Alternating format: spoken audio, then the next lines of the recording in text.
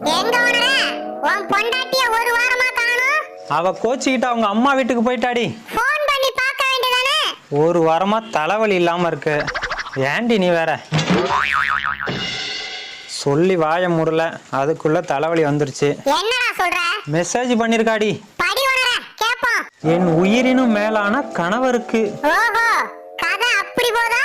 உங்களிடம் தேவையில்லாமல் சண்டை போட்டு விட்டேன், என்னை மன்னித்து விடுங்கள். மன்னிப்பா? உன் பொண்டாட்டிக்கு இப்படி ஒரு புத்தி இருக்கா? உங்களை நினைத்து அழாத நாள் இல்லை. ஆனா இவன் உன்னை நினைச்சாலே அழுகுறாண்டி. நீங்கள் திருமணத்தில் போட்ட மோதிரத்தை உங்கள் முகத்திலேயே தூக்கி எறிந்து விட்டேன். இதுதான் நான் செய்த மிகப்பெரிய தவறு. அதானே, ஒரு பவுனாச்சே. உங்களை நினைத்து உண்ணாமல் உறங்காமல் தவிக்கிறேன்.